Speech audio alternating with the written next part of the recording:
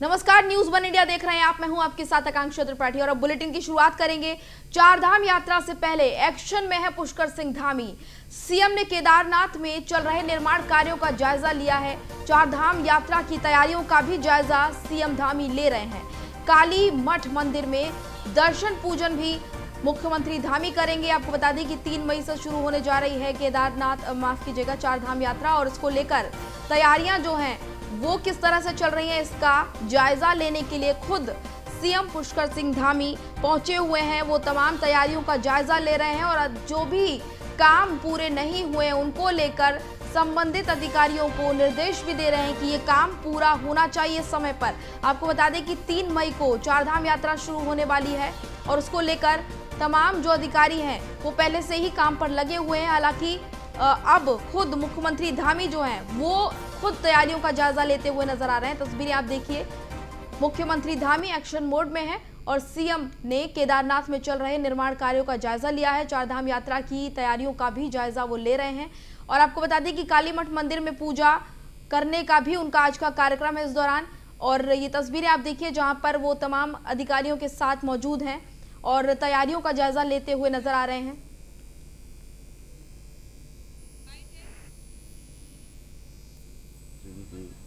निर्देशन में और उनके नेतृत्व में जो लगातार वहाँ पर 3 चरणों का काम हो चुका है, आगे का काम होना है।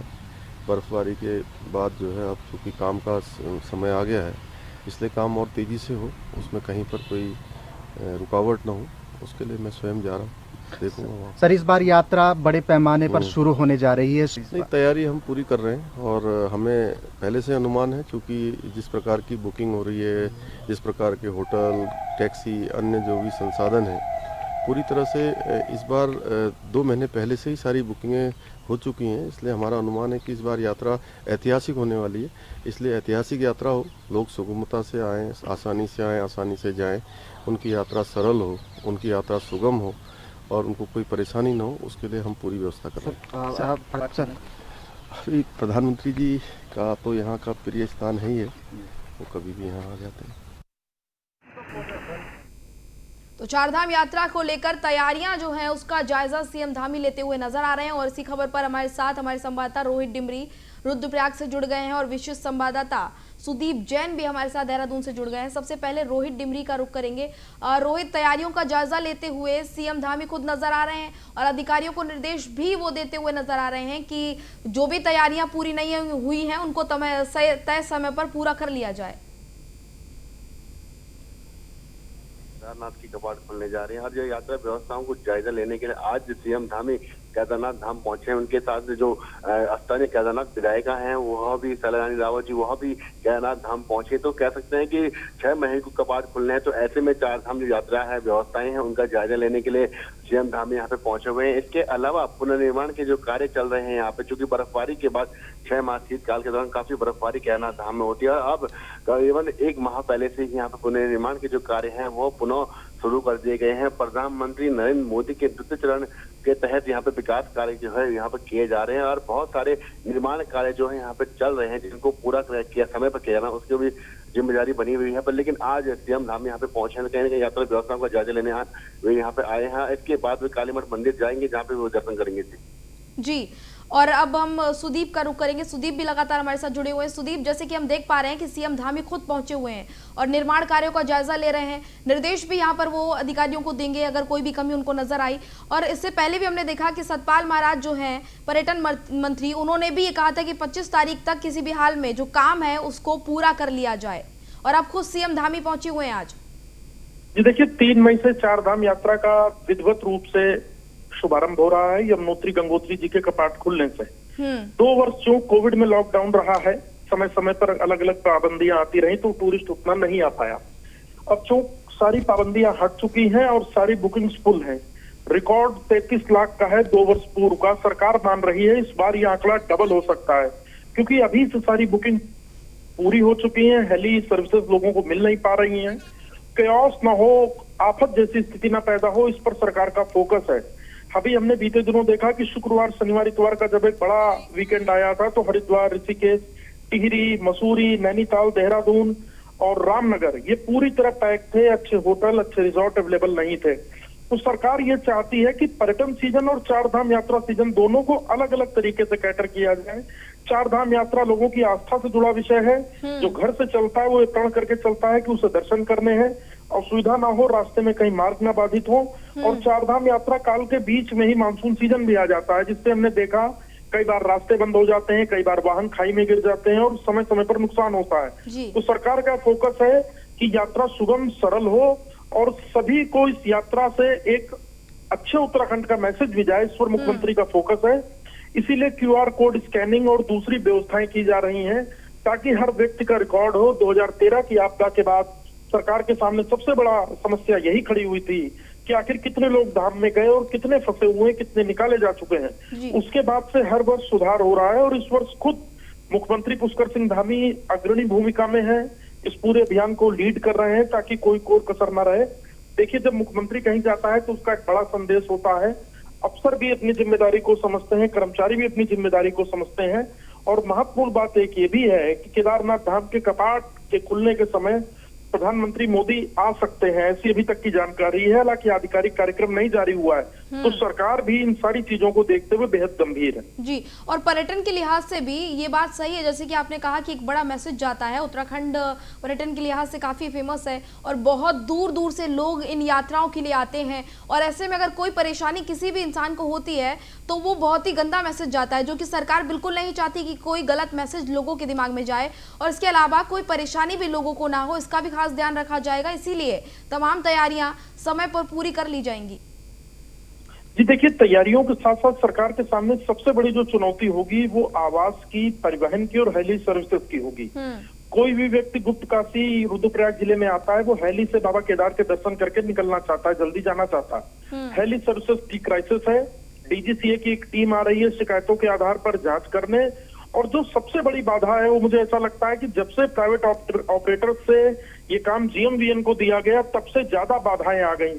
हम कई VVIPs को देखते हैं, चाहे वो बड़े नेता हो, उनको भी टिकट के लिए बड़ी दिक्कतों का सामना करना पड़ रहा है। तो सूत्र ये बताते हैं कि मुख्य सचिव के पास भी ऐसी शिकायतें हैं कि GMVN के द्वारा जो टिकटिंग की जा रही है हेली ऑपरेटर्स के साथ, उसमें सब कुछ बहुत पारदर्शी नहीं है। यही वजह है कि बीते दिनों शनिवार को जब सतपाल महाराज ने सचिवालय में बैठक ली, जो कि पर्यटन मंत्री हैं, बहुत सीनियर मंत्री हैं, उनको कई विदेश यात्राओं का भी अनुभव है। उन्होंने खुलकर बैठक में कहा कि टिकट के नाम पर क्या होता है मुझे सब पता है, आप मुझे मत बताइए। हेलीपैड पर नंबर डिस्प्ले होने चाहिए जहां ओवर रेटिंग पर लोग शिकायत कर सकें। यदि किसी की बुकिंग पर कोई प्रभावशाली व्यक्ति जा रहा है तो इसकी भी जानकारी मिले, शिकायत हो।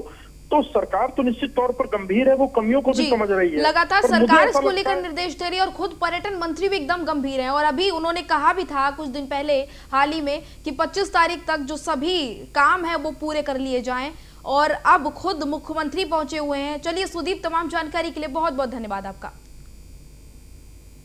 सोमवार को श्रीनगर विधानसभा के पैठानी क्षेत्र में मैक्स दुर्घटनाग्रस्त हो गया है। आपको बता दें कि हादसे में 6 लोगों की मौत हो गई है। पैठानी थाना क्षेत्र के सिलौली से एक बारात डोबरी गांव पहुंची थी और वापस सिलौली गांव वापस लौटते समय मैक्स अनियंत्रित हो गया और गहरी खाई में जाकर गिर गई। इस दौरान 5 लोगों की मौके पर ही मौत हो गई, जबकि पाबौ PHC में उपचार के दौरान एक अन्य की भी मौत हो गई है। घटना में 6 लोग घायल हैं जिनका इलाज किया जा रहा है। वहीं पौड़ी में हुई इस दुर्घटना पर मुख्यमंत्री पुष्कर सिंह धामी और राज्यपाल गुरमीत सिंह ने दुख जताया है।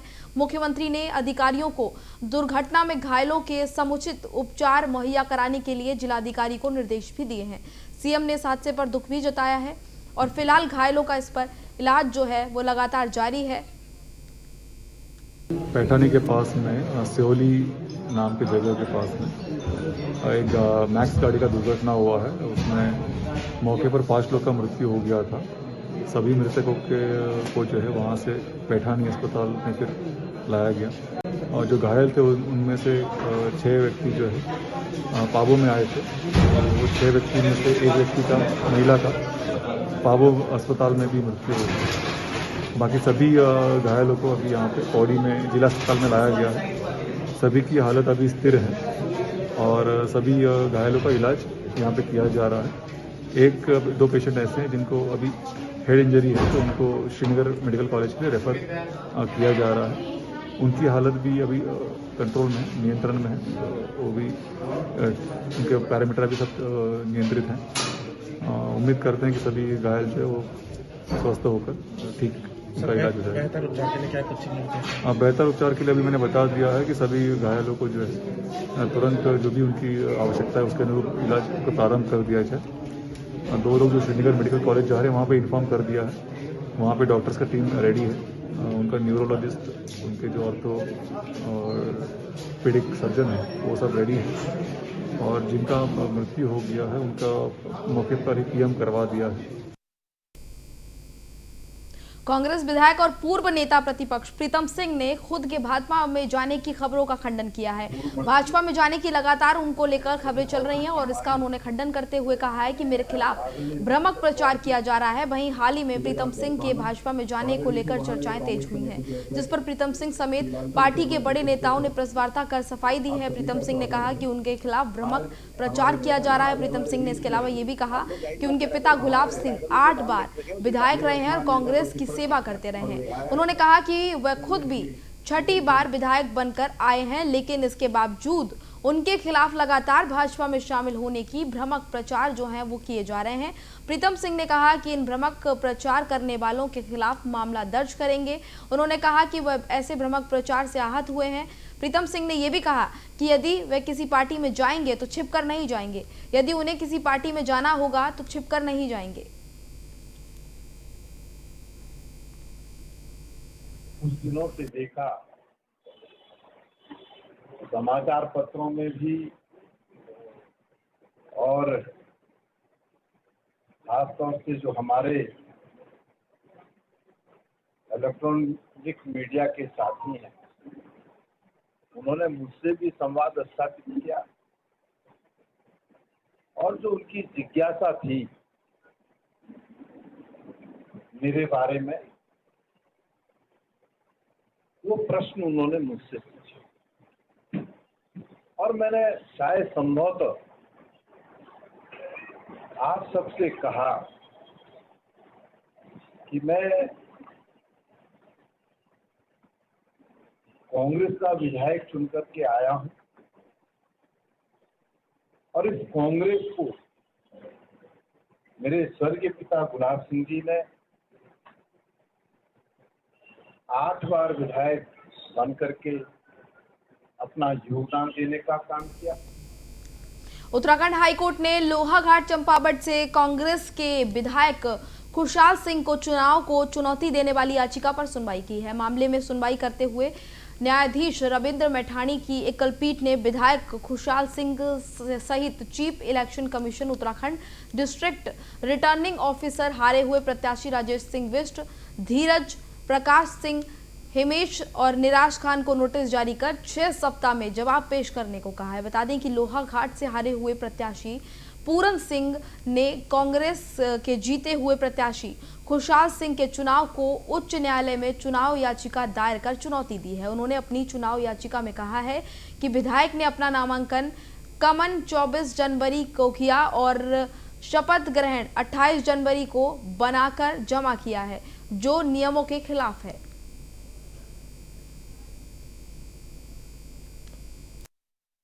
घाट के निर्वाचन को चुनौती देते हुए पूरन सिंह फर्त्याल जी ने चुनाव याचिका आयोजित की थी। उनका मुख्य कथन यह था कि जो निर्वाचित सदस्य खुशहाल सिंह अधिकारी जी हैं उन्होंने 24 जनवरी को अपना नामांकन किया। नामांकन के साथ उनको एक शपथ पत्र देना था जो उन्होंने नहीं दिया।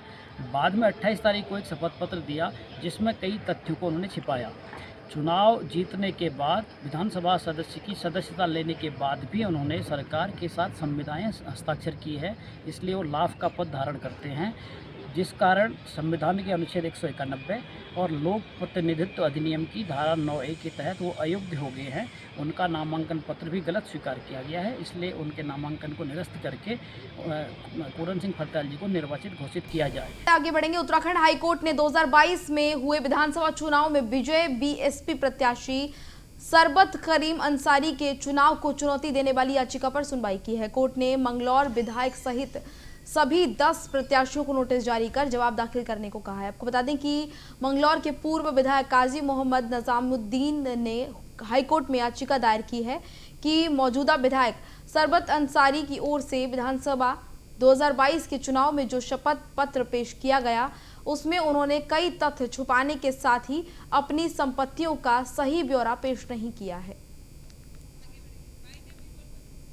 सभा के चुनाव को लेकर मैं कोर्ट आया हूं, जो वहां प्रत्याशी बसपा के प्रत्याशी विजयी हुए थे, उनकी लगातार झूठ बोलने की आदत उनके शपथ पत्र में झलक रही है और शपथ पत्र में जितनी भी बातें उन्होंने कही हैं वो लगभग सभी झूठ हैं, चाहे उनके मुकदमों को लेकर हो, चाहे उनके कर्ज को लोन को लेकर हो, या उनकी संपत्तियों को लेकर हो, उनकी धर्मपत्नी की संपत्ति को लेकर हो, इनकम टैक्स रिटर्न को लेकर हो। तो सभी बातें उन्होंने लगभग सोशल मीडिया अकाउंट्स हैं सभी को लेकर उन्होंने गलत बयानी की है और उनकी गलत बयानी को लेकर हम यहाँ हाई कोर्ट में हमने इलेक्शन पिटीशन फाइल की है, जिसको माननीय अदालत ने एडमिट कर लिया और जितने प्रत्याशी वहाँ चुनाव लड़ रहे थे सभी को। हरिद्वार के साधु संतों ने चारधाम यात्रा बिना प्रतिबंधों के आयोजित तो उम्मीद जताई है करने की। आपको बता दें कि निरंजनी अखाड़े के आचार्य महामंडलेश्वर महंत कैलाशानंद गिरी ने कहा कि 2.5 सालों से चारधाम यात्रा बाधित रही, लेकिन इस बार यात्रा कुशलता पूर्वक संपन्न होगी। उन्हें यकीन है कि चारधाम यात्रा के लिए उत्तराखंड आने वाले यात्रियों को कुशलता के लिए उत्तराखंड सरकार बेहतर व्यवस्था प्रदान करेगी। वहीं उत्तराखंड सरकार में कैबिनेट मंत्री प्रेमचंद अग्रवाल ने चारधाम यात्रा के लिए बेहतर व्यवस्था करने का दावा किया है और कहा कि यात्रा में आने वाले श्रद्धालुओं को सड़क, पानी, शौचालय जैसी मूलभूत सुविधाओं को बेहतर करने का प्रयास किया जा रहा है। वो जल्द ही इस संबंध में उत्तराखंड के सभी नगर निकायों के अधिकारियों के साथ बैठक भी लेंगे। हमें लगता है चारधाम यात्रा को लेकर के सरकार इस बार बहुत सक्रिय है और आदरणीय मुख्यमंत्री जी और नगर विकास मंत्री प्रेमचंद अग्रवाल जी और हमारी पूरी उत्तराखंड सरकार चारधाम को इस बार प्राथमिकता पे रख रही है, क्योंकि 2-2.5 वर्षों से 3 वर्षों से ये यात्रा प्रमुख रूप से नहीं हुई। मुझे लगता है यह यात्रा सकुशल हो और यात्रा की कुशलता यात्रियों से है, तो यात्रियों की सुरक्षा के साथ साथ यात्रा कुशलता पूर्वक सरकार कराएगी। मुझे सरकार पे विश्वास है। आजादी के अमृत महोत्सव पर स्वास्थ्य विभाग की ओर से नरेंद्र नगर के पालिका मैदान में ब्लॉक स्तरीय निःशुल्क स्वास्थ्य मेले का आयोजन किया गया। इस मौके पर कार्यक्रम के मुख्य अतिथि वन और तकनीकी शिक्षा मंत्री सुबोध उनियाल रहे। मंत्री सुबोध उनियाल ने स्वास्थ्य मेले का उद्घाटन किया। स्वास्थ्य मेले में डॉक्टरों ने मरीजों को निःशुल्क जांच करने के साथ ही निःशुल्क दवा भी दी। इस मौके पर मंत्री सुबोध उनियाल ने कहा कि आजादी के अमृत महोत्सव का शुभारंभ देश के प्रधानमंत्री मोदी ने बीते 2 मार्च 2021 को साबरमती आश्रम से किया था, जिसकी गूंज देश के कोने कोने में है।